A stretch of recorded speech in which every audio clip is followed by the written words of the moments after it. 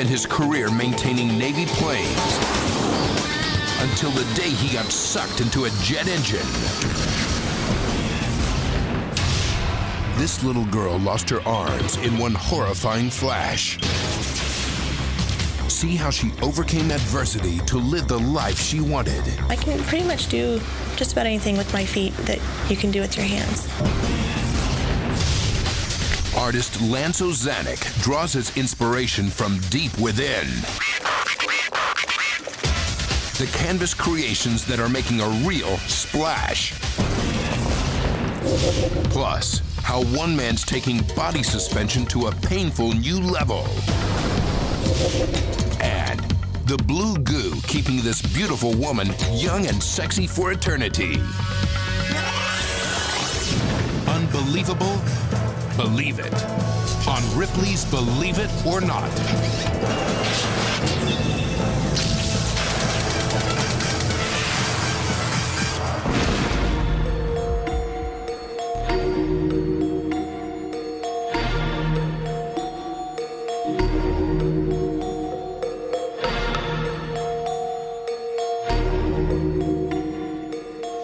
Hello and welcome to Ripley's. This is where the artifacts and objects representing the stories are preserved. Here's the headline for our first story. A crewman on the flight deck of an aircraft carrier gets sucked into the engine of a jet. A little smaller than this one. What's unbelievable is that there could be a happy ending to this story, especially after you see this footage. Desert Storm, 1991. Thousands of soldiers risk their lives in the Gulf War, but none come as close to death in such a strange way as this man. Because, believe it or not, in this rare interview, he talks about the day he was sucked up inside a jet engine. I just couldn't believe that that actually happened. It's amazing that it didn't kill me. John David Bridges, then a 20-year-old aviation engineer, packed his bags when Desert Storm came calling. His job? To inspect jet aircraft on the flight deck of the USS Roosevelt. A tireless job, but he knew pilots' lives depended on it. We pretty well lived back at the catapults. We was up on average of 20 hours a day, and we was highly fatigued and stressed and just tired. We couldn't take showers. We ate out of box lunches every day. You're just dead to the world. You're so tired. Little did John know it, but a routine day on the job was about to change his life. It was while training a new recruit that disaster struck. I went in to check the nose gear launch bar and the whole back bar to make sure that everything was right and everybody was out of the way. And when I did, I walked in instead of kneeling, and just like in an instant, I didn't even know what happened. It sucked me in so quick. It's just that fast. It's difficult to see on this Navy video, but that figure crouching in the right-hand corner of the screen, then walking toward the plane, is John. Now, watch. In a split second, he is literally inhaled by the thrust of the jet engine. When it started sucking me in, I could feel it pull me. In a split second, I tried to pull away, and there was no way possible. It pulled me in like a bolt or dirt or some other material. The flames shooting out the back are John's clothes, being spit out by the engine. He would surely have died if not for one thing. Amazingly, his body had been wedged tightly against the turbine's nose cone. As soon as I got sucked into the intake, it sucked all the air out of my lungs, and I couldn't breathe, I would say, for maybe a minute. And the safety observer shut the jet down, and that's when I started breathing again and crawled out. But how badly had John been mangled? Would his uncanny accident leave him a broken man? Miraculously, the only injuries John sustained were a fractured collarbone and a punctured eardrum. Nobody really said a whole lot of anything to me afterwards. They just kind of looked at me and like it was astonished I was still there. They was surprised. They was surprised to still see me after an accident like that, walking and talking. John's crew members weren't the only ones surprised by his stroke of luck. John's wife, Tracy, was stunned when she saw the tape. I just couldn't even believe it was him. You know, I was really surprised. I couldn't believe that he would survive that. I mean, you can tell somebody about it, but to see it, it's totally different, especially when it's someone you're that close to. Today, John leads a quiet life. A father, he spends as much time as possible with his family. Well, I think after the incident, I realized that you never know when your time's going to be. You pretty well go day by day, one day at a time, and I just enjoyed the day and the time and what's at hand at that moment. Wow, he's a lucky man. Now, Mark Hayes works inside a 4-story, 80,000-pound, fire-breathing, metal-eating robot. Some guys have all the luck. He's nearly 2 times as tall as a Tyrannosaurus Rex and weighs 3 times as much. He spits 20-foot flames and chews up full-size cars. Now, this fire-breathing mechanical monster could be biting off more than he can chew, attempting to crush 3 full-sized cars in its massive jaws. Mark Hayes is the mind behind this mix of high-tech wizardry and reptilian splendor, and he's giving Ripley's an exclusive first-time look inside the beast he calls Robosaurus. With his 12-inch long stainless steel teeth and claws capable of exerting 24,000 pounds of metal-crushing force, the mighty Robosaurus inflicts damage of prehistoric proportions. Robosaurus came to life 10 years ago after Mark and his friends were inspired by the popular toy Transformers. They decided to build a big one. The 3 of us kind of sat around and said, let's build a giant robot that's half robot, half dinosaur, and it's the world's largest transformer. And then let's have it eat cars. The idea of Robosaurus became an obsession that took Mark and his partners almost 2 years to complete at a cost of over $2 million. Making a giant toy like this, it's every kid's dream. It was a blast. Just the first time you saw a kid's face just light up when Robosaurus came to life, it was all worth it. And being the brain of this car-crushing robot is no easy job. Piloting Robosaurus is multitasking taken to its limit. To have your arms locked into devices, move your arms to move the robot's arms, all your fingers are on double-sided switches controlling devices, having your feet on pedals to drive it. Add to that you can't see that well, so you've got to use a video camera and a monitor quite often. For Mark, Robosaurus has become a family affair. While he's piloting the robot, his 21-year-old daughter, Serena, is the special effects coordinator. Okay. I love working the Robosaurus with my father. Yes, my dad owns a 42-foot tall robot that eats cars and blows fire. What does your father do? As Mark and his daughter prepare to put Robosaurus's car-crushing ability to the test, they check and recheck to make sure everything is running smoothly.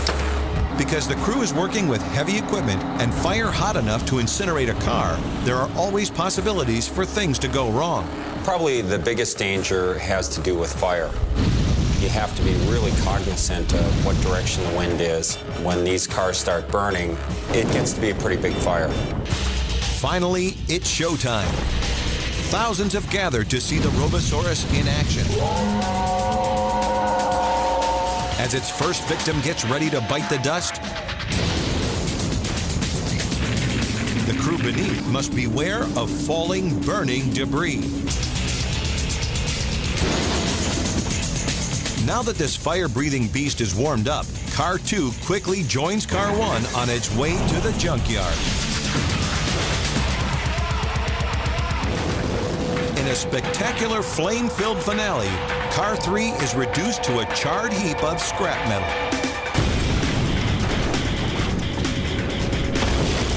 Seeing the burning carcasses littering the ground, Mark knows another successful Robo Show is under his belt. It was wonderful. A little hot in there. Got up to about 110 degrees inside the cab. Wonderful show. 8-3 cars, mass destruction, lots of flame and wreckage. I mean, it was a good day. After a busy day of destruction, Robosaurus transforms into a trailer. Once it's hitched to a Mack truck cab, Mark and his giant robot move on to their next destination, always in search of more carnage.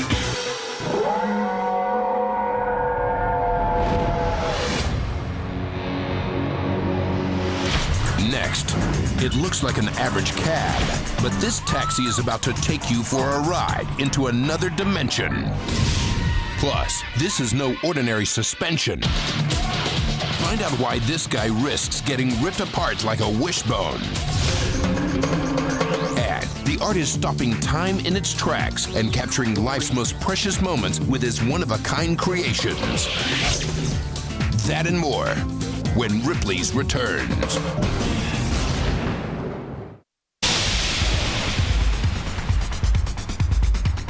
There's a cab driver in Aspen, Colorado who has the nerve to charge over $100 per half hour to ride in his taxi. The unbelievable thing is that business is booming. From its exterior, it looks like a typical cab making its way through the mountains around Aspen, Colorado. But once inside, anxious passengers realize that this is no ordinary taxi. It's an electrifying e-ticket ride into another world. Let's go. John Barnes is obsessed with being a cab driver. After rescuing the taxi from the trash heap and restoring it in his garage, the one-of-a-kind cab was born. Driving the ultimate taxi is kind of a job that I was able to create and mold into my own vision of a spaceship of fun that took on a life of its own. The progression from 1978 Checker to the ultimate taxi began when he started to customize the cab. The first accessory he added was a sound system. Now, 10 years of tinkering and 150 modifications later, the incredible list of features boasts 800 feet of fiber optic lighting, 296 light bulbs, and a laser light show. I've got fog effects and stage smoke effects and mirror balls and color-changing stage lights and just about everything you'd see on Broadway or at a Las Vegas stage show. Okay, we're ready to rock and roll. When the cab pulls out from the curb, John begins to madly flip switches and push buttons as he controls the show from the driver's seat. As he negotiates the steering wheel with one hand, he plays keyboards, drums, and a saxophone with the other. The ultimate taxi is like a nightclub on wheels. But what really excites John is his latest addition, a real-time internet connection that broadcasts the insanity straight from the back of the cab right onto the World Wide Web. The car is literally throwing 600 pictures an hour to the internet to see what's going on inside. I always remember the rides when people take their clothes off in the back, moon people out the window, things like that. It's safe to say that John's eccentricity and his obsession for making modifications ensure that the ultimate taxi will always have new surprises in store for future passengers.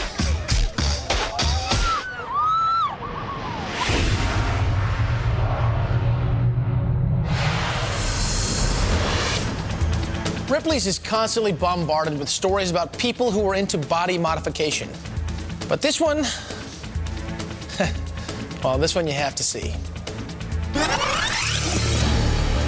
In just a moment, young Ben Sherrill will experience a feeling beyond pain. He's attempting a feat no one has tried before. But we must warn you, what you are about to see will be a graphic demonstration of body and mind control. Unbelievably, he'll suspend himself from hooks buried not only in his back, but also hooks that will dig right through his chest. And what makes Ben's suspension radically unique is that he'll be pulled in opposite directions. Just being lifted off the ground threatens to rip Ben apart and turn him into a human wishbone. To the best of my knowledge, I've never heard of anybody else doing a suspension where the tension's being pulled from two different points. Worst case scenario, all four hooks rip out and I fall to the ground. Ben first got interested in suspensions after seeing one when he was a kid. After turning 18, this aspiring artist was determined to explore this strange world for himself. The endorphin rush that you get is, like, for me, is absolutely amazing. It's better than anything I've ever experienced. Soon, Ben was working on more involved suspensions. With a simple potato chip bag, he demonstrates the danger he's about to face. What could happen to his body when pulled from opposite directions. And then, of course, worst case scenario. His obsession for testing his limits has brought him to this huge empty warehouse on the south side of Phoenix. Helpers, high in the rafters, secure 4 ropes through pulleys. Give Ben some energy. Meanwhile, lead rigger Steve Hayworth prepares the skin on Ben's back for the insertion of the first 2 hooks. First, he marks and stretches the skin. Then an antiseptic gel is applied. Right before, like, I'm getting pierced, and you get a little nervous, a little tiny bit, and then once you get the first 2 hooks in, you remember that it's really not that bad, you know? Apparently I have good skin. As the first hooks go in, blood trickles from each wound and the tension begins to mount. With the second set of painful piercings completed, the hooks are in place. Next, ropes are attached to all 4 hooks. In the seconds before the pulling begins, Ben works to control his emotions, preparing himself mentally for the painful ordeal. I've never been this excited for a suspension. After a brief meditation, Ben is ready to begin. A little bit more in the back. Helpers pull the supporting ropes a few inches at a time, slowly increasing the amount of pressure on Ben's body. As his skin stretches, Ben tests the limits of his pain, first by leaning forward, then backwards. The ropes on both sides are now pulled a few inches more. It started to get to the point where it was so incredibly uncomfortable that I started to doubt whether or not I was going to be able to go through with this. All Ben needs to do is to hang freely for a few seconds, and he will have accomplished the extreme goal many consider impossible. Up in the back. A little bit. Slow. I felt more comfortable kind of stepping slightly off of something. So I backed up onto John's feet and inched my way forward after the tension was all pulled up. Despite the agony, Ben continues. His feet leave the ground. Inch by excruciating inch, he rises. All the while, the hooks increasing stress on his body. That's good. Right when your feet lift off, right when you break free of everything. No appendage of your body is touching anything other than the clothes on you and the hooks in your back. Your endorphins kick in and you're in bliss. With considerable bleeding, his body's natural painkillers begin to fade away. Ben's bliss turns into more pain as he begins to swing from side to side. But after 10 agonizing minutes, Ben has had enough. He comes down, taking satisfaction in the fact that he has broken new ground in the extraordinary art of suspension.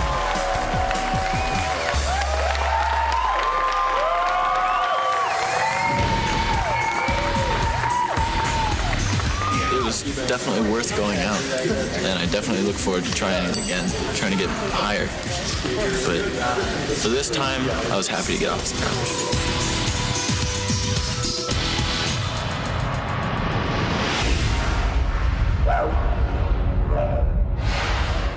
As you just saw, human skin is easily punctured, but not easily ripped. It can hold about 95 pounds of pressure per hook.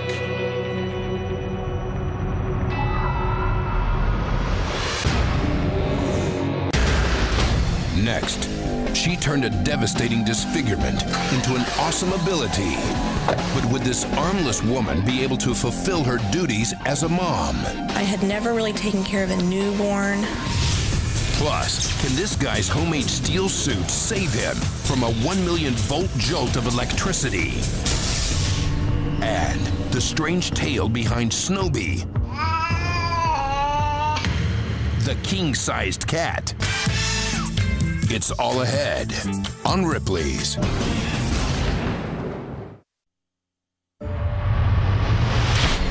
Ripley world of unbelievable animals.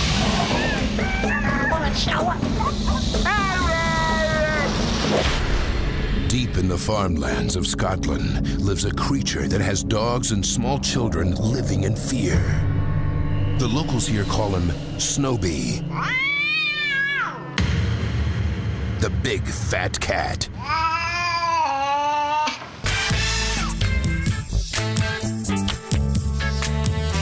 But I call him muscular, not chubby.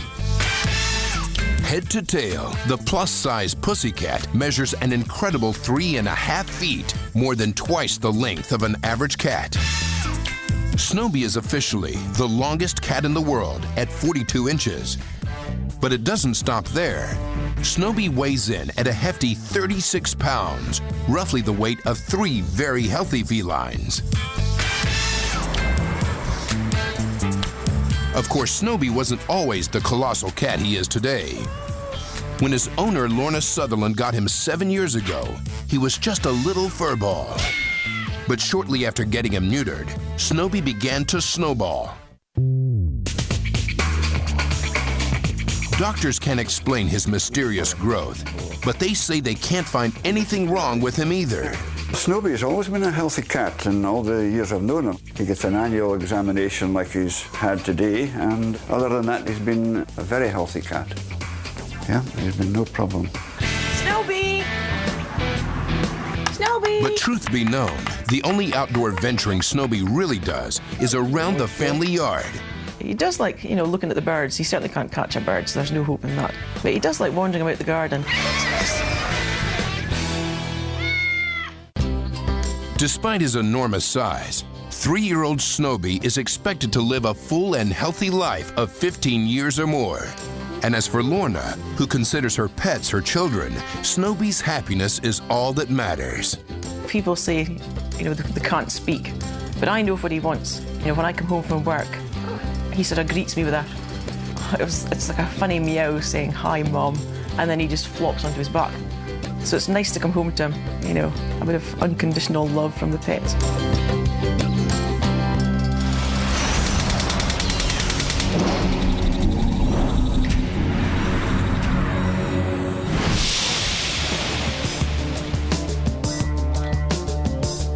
Some of the most extraordinary stories here at Ripley's involve people who have overcome personal tragedies and gone on to live full, happy, and complete lives. And Barb Guerra is a shining example. Barb Guerra was a happy, healthy little girl, and growing up in Texas, her childhood was pretty typical. But when she was only 2.5 years old, an accident changed the course of her life. I was outside playing. There was a transformer box there. The door was open, and I used the wires to climb up. And the electricity went in through my hands. I don't remember anything that happened. A vicious jolt of electricity traveled through the exposed wires, burning her hands and her arms so badly, doctors were left with only one choice: amputation at both shoulders. Not surprisingly, Barb's unique situation made it very tough growing up. I would say my childhood was not easy. I wasn't very happy with myself, didn't have a lot of confidence and self-esteem. The cruelty of other children didn't help. Kids are pretty cruel. I always knew that I was different and didn't like that. But Barb did have some things in her favor. For one, she had parents determined to see their daughter as self-sufficient as possible. A therapist told my parents one time that the hardest thing they'll ever have to do is to sit on their hands and make me do things myself. There was times when my mom said, "You go in your room and you get yourself dressed and you do not come out until you're dressed." And she went out in the living room and cried. And she said 15 minutes later, I came out and I was dressed. Growing older, Barb began developing a sense of self-confidence, even trying out for school activities like the swim team. I have a strong will and a strong determination. But having people treat her like a normal teenager was almost impossible. Even though she knew she was physically able to handle a car, just trying to get her license turned into a humiliating slap in the face. None of the driver education places wanted to teach me. And finally, my mom went to one and told them they needed to put it in writing why they wouldn't teach me. And finally, one place agreed to teach me. After finishing school, Barb continued fighting stereotypes. Later, she earned her certification as an aerobics instructor. But Barb's life would really change when she met Mark. My first thought of Barbara when I saw her without arms was, she's very beautiful. She impresses me just with her personality, her beauty, and just the way she carries herself.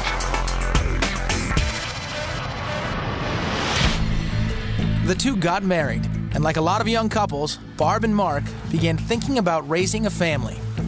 But would Barb be able to handle all the responsibilities that come with raising a child?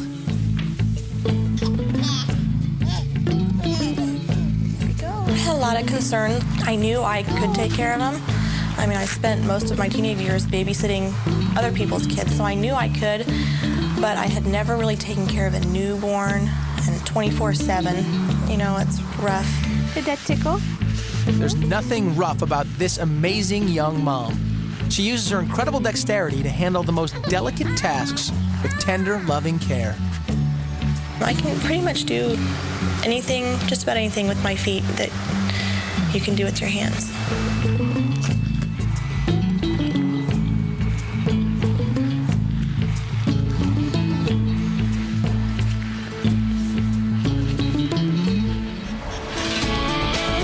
And while Barb doesn't have time to dwell on her differences, most people can't seem to get over them.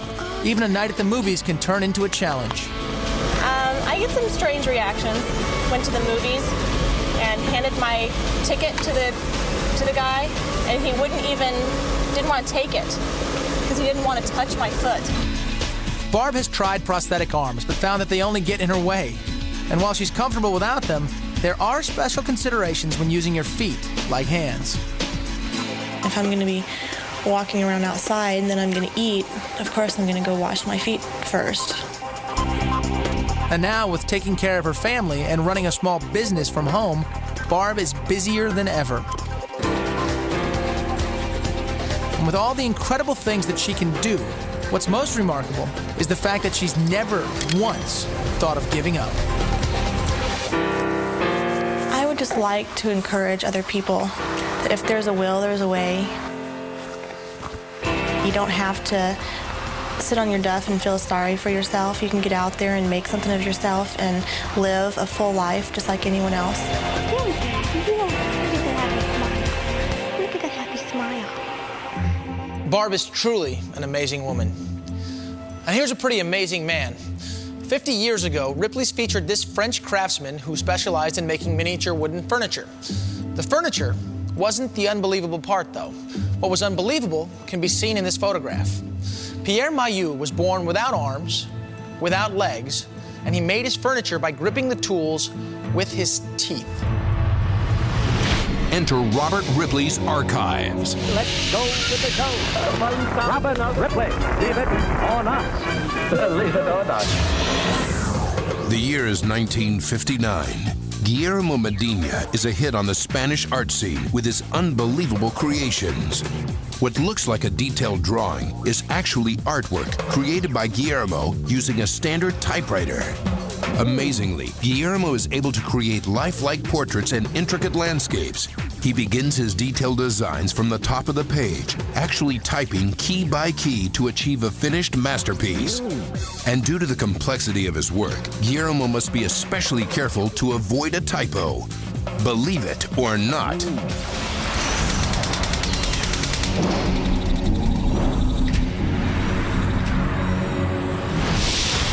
Still ahead, the artwork that's really hard to stomach because Lance Ozanic doesn't use paint. He uses puke. Plus, everyone gets wet and wild at the world's largest water fight. And the guy preparing to go face to face with 1 million volts. Next on Ripley's.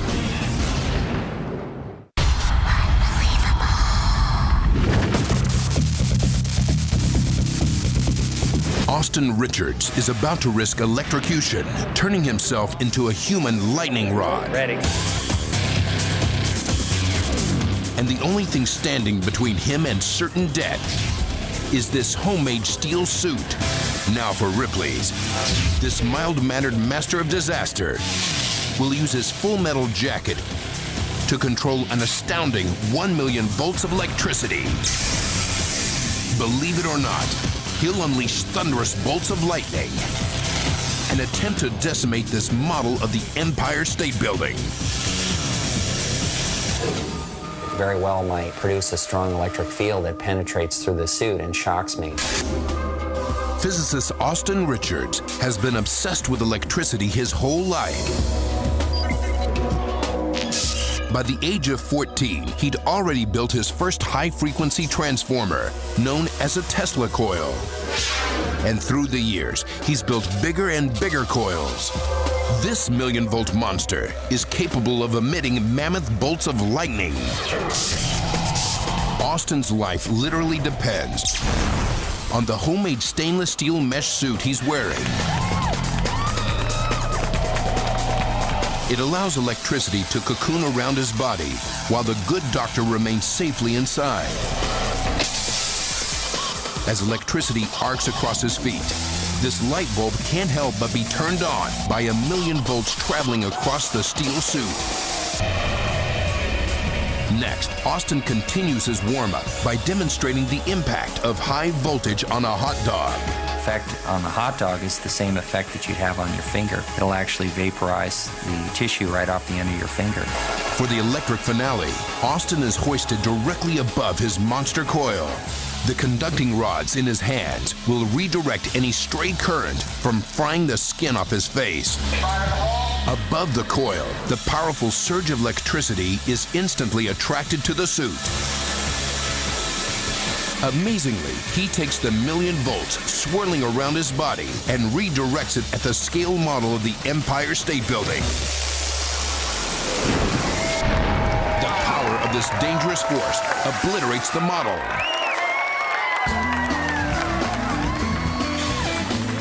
Triumphant, this human electrode is lowered back down.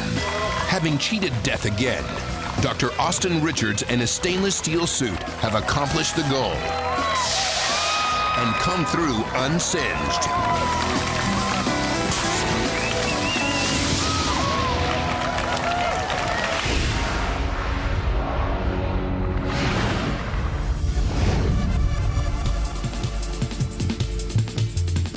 You're about to witness the truly unbelievable creation of a painting like this one. But the artist doesn't use paint. Oh, no, no. Only on Ripley's will you see the painter whose career has literally splashed onto the art scene. This story is not for the squeamish. In the world of contemporary art, no one's ever made a splash quite like Lance Ozanic.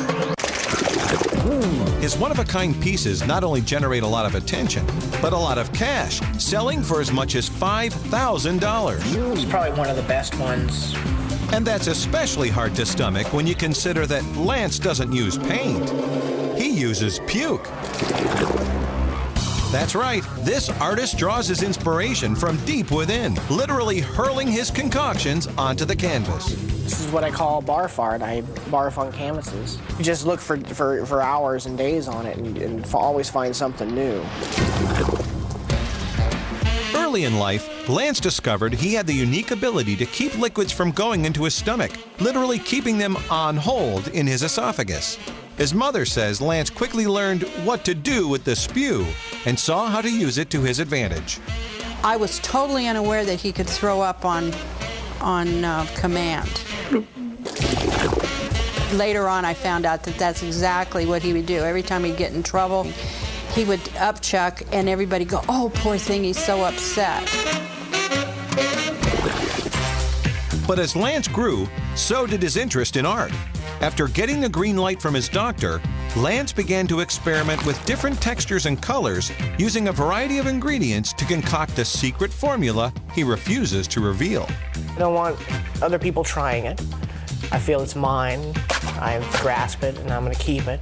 Nowadays, Lance has his puke painting down to a science, with each piece taking roughly an hour to complete.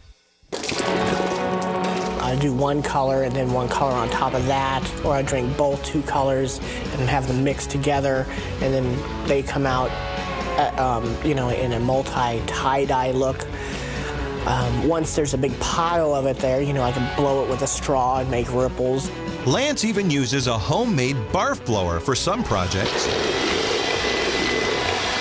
After he's finished crafting his creation, Lance just leaves it out to dry, permanently setting his unusual images in vomit.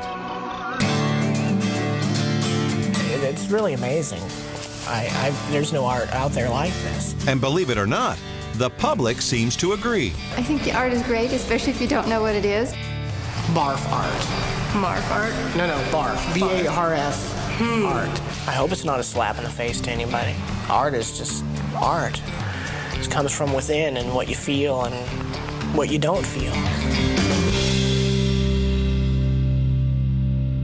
My kid's bib looks like this.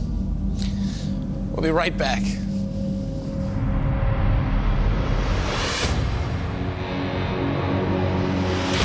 Next, this is no riot.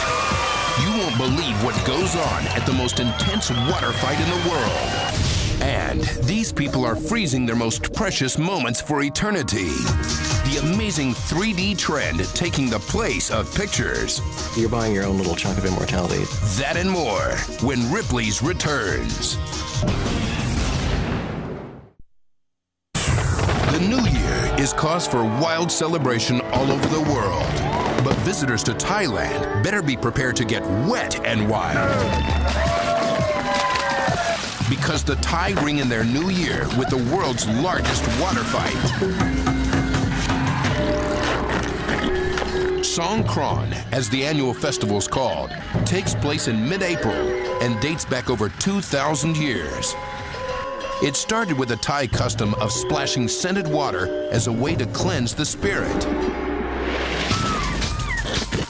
Through the years, the festival continues to grow bigger, wetter, and wilder. Now, throwing buckets of water is common, and large squirt guns are the latest rage. People travel from all over the world for the massive water fight that covers the entire country, believe it or not.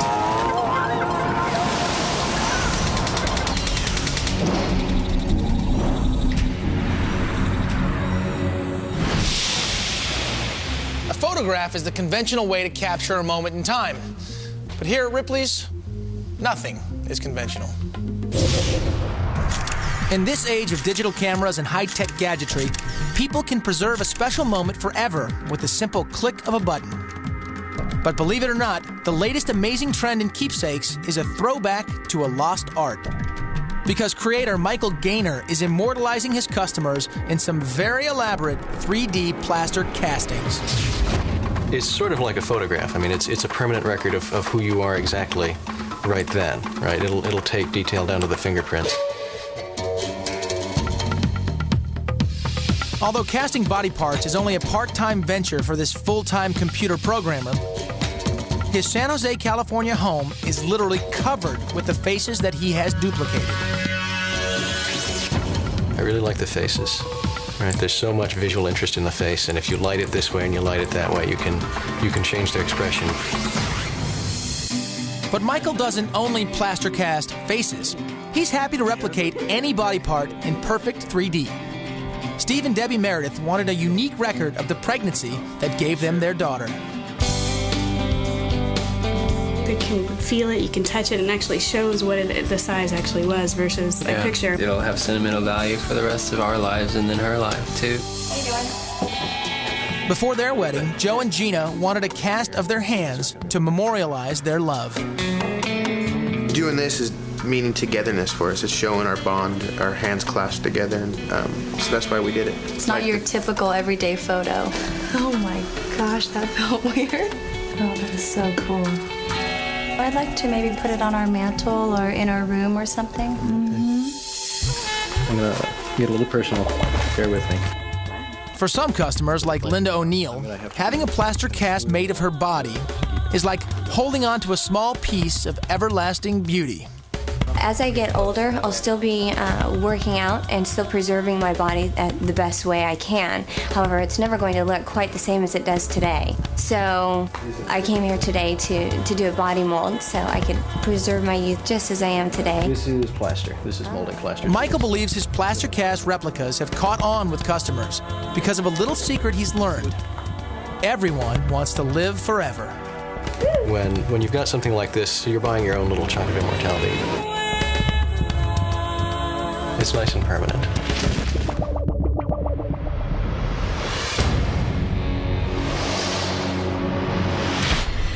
Michael has even been commissioned to mold bonded bronze casts of male clients' private parts. Might be too much information.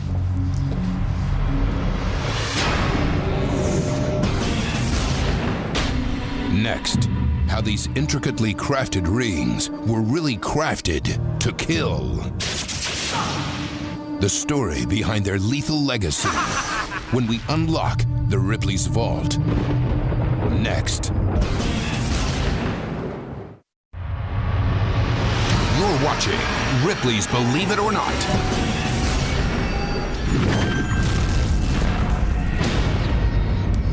There aren't many parts of the body that can't be turned into a lethal weapon, but this takes things one step further. This is a toe ring, a beautifully crafted killing device that was created in India and used in hand-to-hand or toe-to-toe combat. See these spikes? These can do some serious damage to the enemy. And one additional little touch. Special fast-acting poisons could be smeared on the tips. One simple kick in the shin, and that was all she wrote. Unbelievable? Believe it.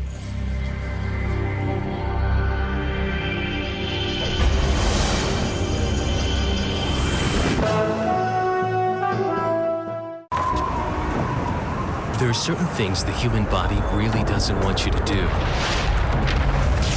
And there are some people who will do those things for money.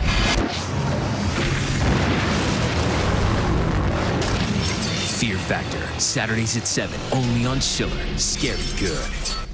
Hi, I'm TV's Tracy Morgan of Scare Tactics. I've got big news. Stuff's about to get a lot crazier. Oh my God! Hilarious. That was rough. Damn! Scare Tactics, back-to-back episodes Sunday starting at 7 on Schiller. Schiller presents a shocking new investigation. Up until this point, you've not heard what really happened in that house. It was the oldest son, shot his mother, shot his father. Things were moving and flying all around the house. It unfolded big wings. You saw the films, but they lived the horror. What I witnessed in that house still sticks with me today. New evidence you won't believe. These noises kept coming closer. Did you guys hear that? I don't know if I'll ever get over that scare. An original special, Real Fear, the truth behind the movies. Premieres Sunday, March 11th at 8, only on Schiller. Scary good.